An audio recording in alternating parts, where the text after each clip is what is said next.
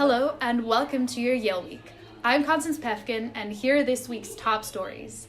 This Thursday, former Yale women's soccer coach Rudy Meredith agreed to plead guilty to federal charges related to the largest college admission scandal in recent history in U.S. District Court in Boston.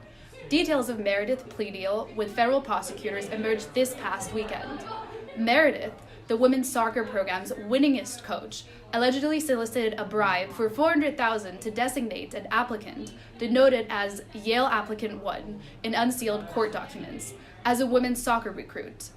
The student was accepted and attended Yale until the university announced Sunday that her admission had been rescinded.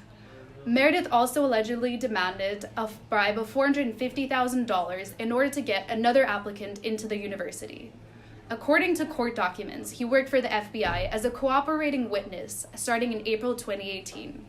The unsealed plea agreement suggested that Swiss holdings may be involved in the former coach's case. In related news, the Department of Education launched a preliminary investigation on Monday into Yale, along with 7 other universities, to review its compliance with regulations and requirements for federal student aid. The letter from the Department of Education notifying the universities of the pending investigation stated that the recent admission scandal has raised questions about whether your institution is fully meeting its obligations. Universities receiving federal student aid, like Yale, must demonstrate administrative capacity to manage federal dollars, the letter explained. If the investigation reveals that Yale violated federal education requirements, the university may lose its access to Pell Grants for low-income students or other federal student loans.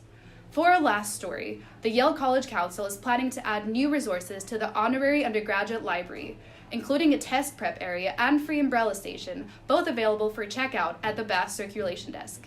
This comes after a month of students protesting Bass Library's upcoming closure for renovations. The 2 branches of the YCC initiative, which began as separate ideas, will launch on April 18th.